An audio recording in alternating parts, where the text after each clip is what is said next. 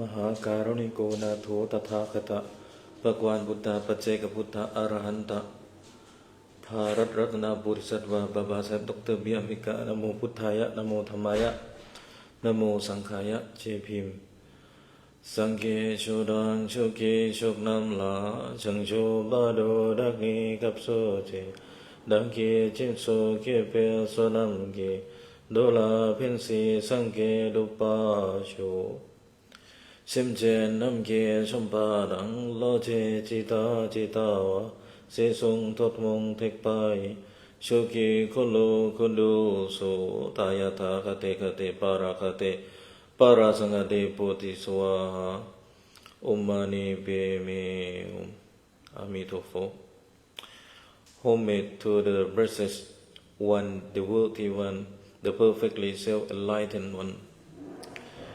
Good morning, respected, most venerable and respected all the monk friends, and greeting to Upashok, Upashika, or all the followers from different parts of city, different areas, and welcome you all. It is a pleasure to be here with all of you today to share the Dharma. So today I would like to talk about Lojong. So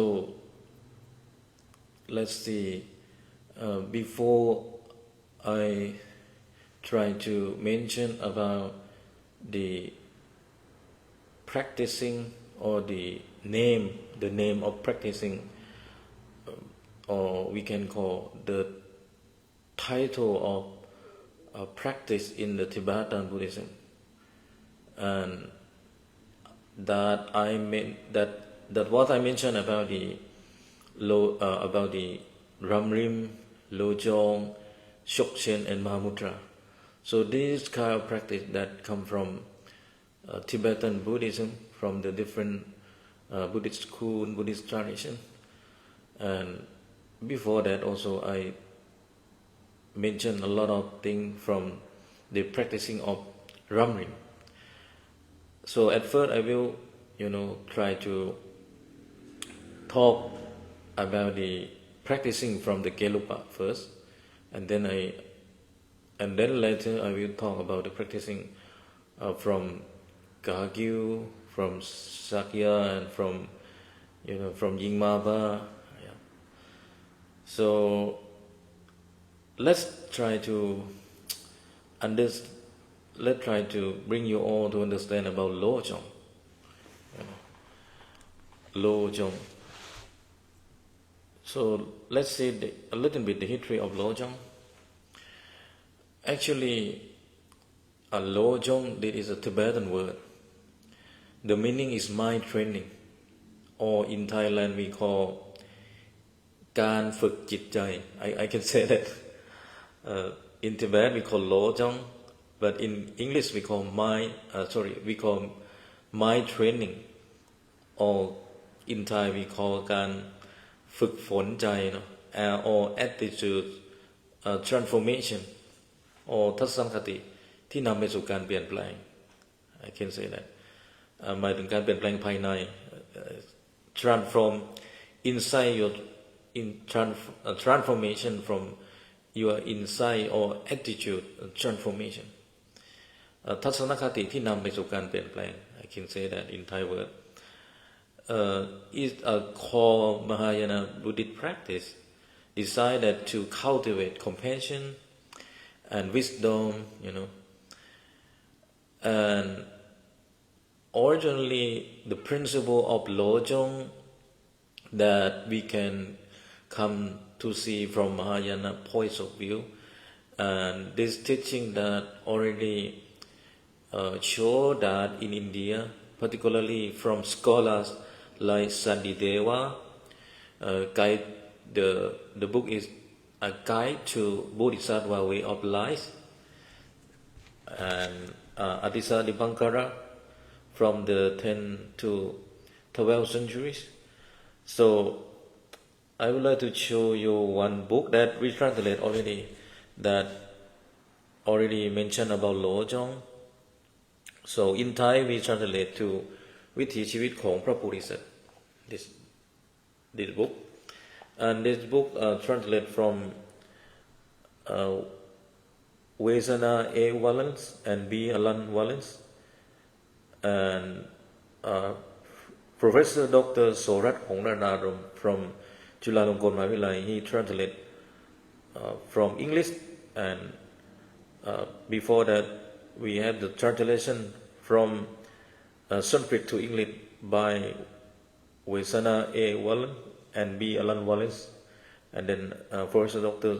Surat Hongranarum translate from English to Thai language. So some of you want to learn, you can learn and come to read. I have one book on my hand, and I wrote from Thailand. So if you are Thai people, you can read it in Thai language. If you're interested to understand about a guide to the Bodhisattva way of life, or วิถีชีวิตของพระโพธิสัตว์ that written by Santiteva, one of great scholar from Nalanda. And we have another version too, in Thai version, that translated by Bhikkhuni Dhammananda, or Assistant Professor Dr.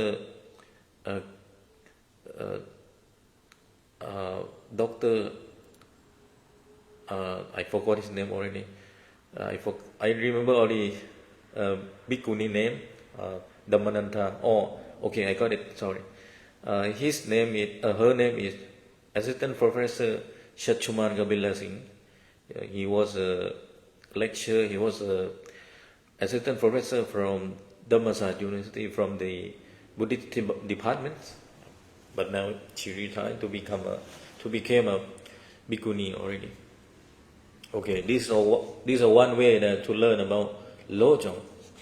And another that we can learn from scholar from great mother Bandita Atisadipankara from 10th to 12th century from Vikromsila University. Actually, Sandideva, the grandmother who wrote it, he from Nalanda University. Sandideva, he is one of great scholar or Pandita from Nalanda, and Atisadipankara actually from Vikromsila University. It's close to Nalanda, located in Bihar state now, and before we call Makata,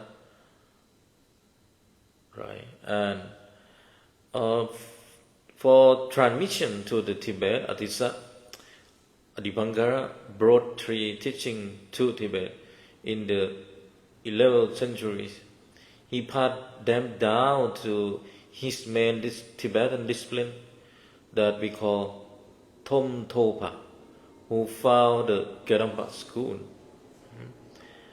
And we have 59 slokas that the teaching were traditionally kept at secret oral transmission until Jegawa Yeshe Doje in 12th century compiled them into the famous text, the 7 points of mind training Lojong.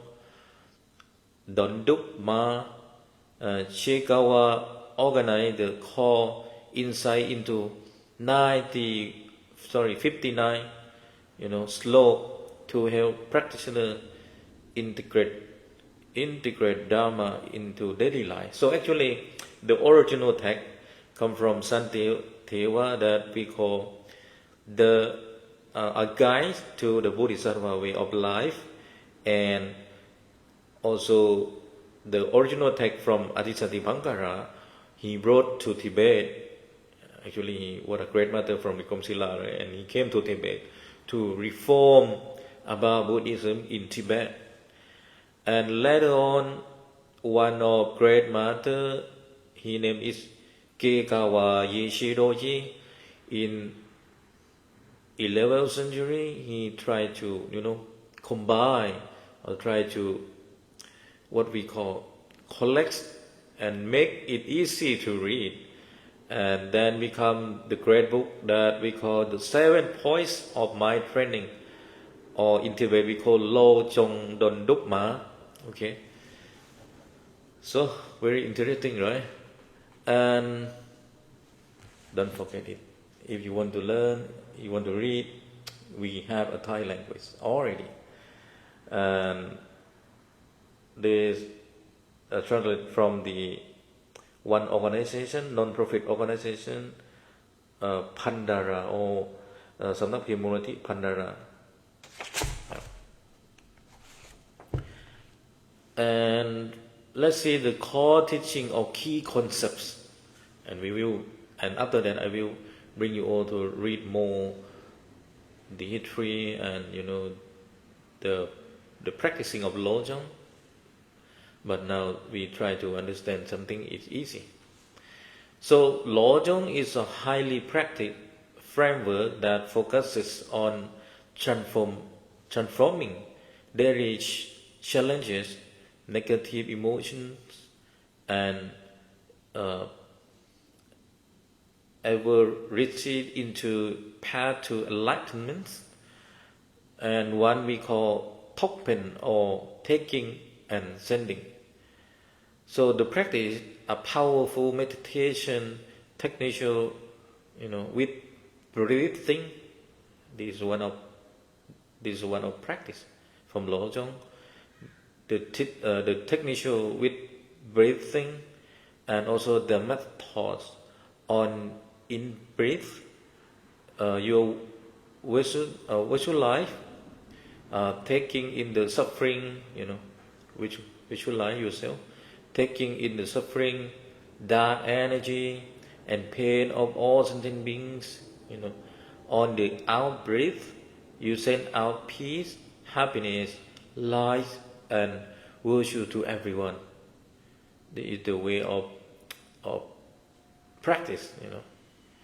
We try to, taking in the suffering, dark energy, and feel pain all sentient beings, and on the out breath you set out peace, happiness, light, and virtue to everyone.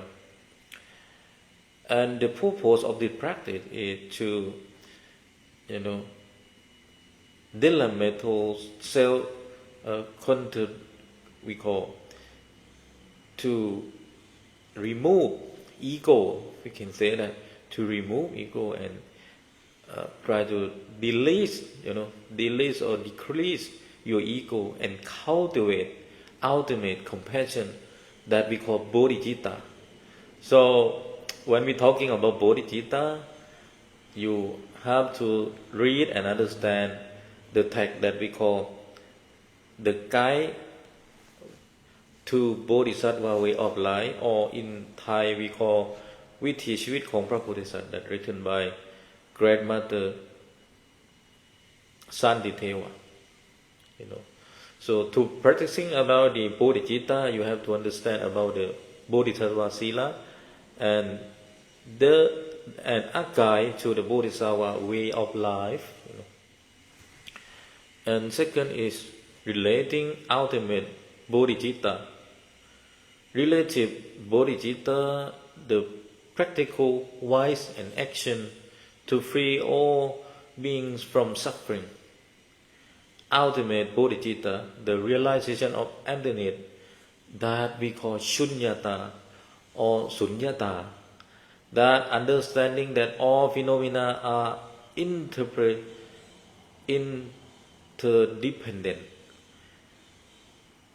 impermanent, and lack an inherent in different existence. And the key principle from the 59 sloka, the 59 sloka that we have mentioned already, that one of Tibetan great master try to, make it easy to show all the audience to read. Then we become 90 sloka. This is like a daily reminder for mind training. Some of the most famous slok include dry or blame into one. And the meaning is, instead of blaming external circumstances or other people with things go wrong, look inward and address your own ego and self-curating. Okay, and be grateful to everyone. Something that come from attitude, right? Come from right view or samma ditthi in Pali word. So the meaning of be grateful to everyone means trace difficult people and obstacle at valuable teachers who give you the opportunity to practice patience and compassion. Change your attitude but remain natural, meaning transform your inner mind while keeping your external behavior grounded and modest. Don't seek other pain at the limb of your own happiness, meaning never build your joy or success on the suffering or fortune of others. So let's make the summary a little bit. Summary table, the 7 points of mind training. So the first that we call reflection on precious human birth. To be born in human life, to be born in human birth, it very, very, very difficult. So Lojong try to remind yourself to realization yourself about to be born in human birth, to be born in human life. It take a long time. It's difficult, not easy, right? So Lojong try to remind or make yourself to realize about these things and think of the impermanent karma and suffering, and practicing ultimate bodhicitta or emptiness or shunyata. So the ultimate bodhicitta is emptiness, or understand shunyata or ความว่าง and relative bodhicitta Tonglen. One day I will talk about the Tonglen or bodhicitta in Tibet. In English we call bodhicitta, in Tibet we call Tonglen. So try to understand about the ultimate bodhicitta we call shunyata, and at the same time try to understand the relative bodhicitta or Tonglen. And third, transforming using bad circumstances, sickness and emotions as tool for spiritual growth. So using bad circumstances, the bad energy, bad thought, push from this thing, from sickness, emotion, as tool for spiritual growth. Whatever happen in your life, even bad thing, negative thing, negative thought that come on your mind, arise on your mind, just bring it or put it, into the spiritual growth. All right, and fourth, find power to live by and find power to die with. So that applying the practice in life, find powers to live by and find power to die with. The fire energy, and fifth evaluation of mind training. Sixth, that the practice is working. For example, less self, centeredness, less self that what we call try to, not hold yourselves. Try to understand about shunyata. And sixth, discipline of mind training, kindness and commitment to maintain daily awareness. So try to practicing awareness into daily life. And the word of awareness is very strong in Mahayana Buddhism, right? And when we're talking about Theravada, we might have heard only mindfulness, right? This is a very strong idea from Theravada point of view. But when we're talking about Mahayana, Mahayana also try to mention very strongly about that we call about the awareness. Awareness. I know that we have both. Theravada also have awareness, mindfulness. Mahayana also have mindfulness and awareness. But to emphasize, to show, I feel that Mahayana is showing or try to emphasize about awareness. And the last one is practice advice on maintaining and continue practice with hypocrisy. So this is a guide for mind training. So I think we don't have much time to talk. I have only 2 minutes. So next time I will show you more about the, about the Lojong, where the Lojong come from and how to practice in detail in Lojong practice. Alright. So let's see, Lojong is a contemplative practice in the Tibetan Buddhism, a Buddhist tradition, which make up of various lists of slope which are used for contemplative practice. And the practice of Lojong, we have to read a book from Atisatipangkara, we have to read a book from Shantideva, that book we call A Guide to the Bodhisattva Way, or in Thai we call วิถีชีวิตของพระโพธิสัตว์ So I will stop from here, and thank you for everyone who come and watching. And absolutely my English not so good, but I try to practice and then I try to improve in everyday life, And thank you for watching again, and I hope I will see you again.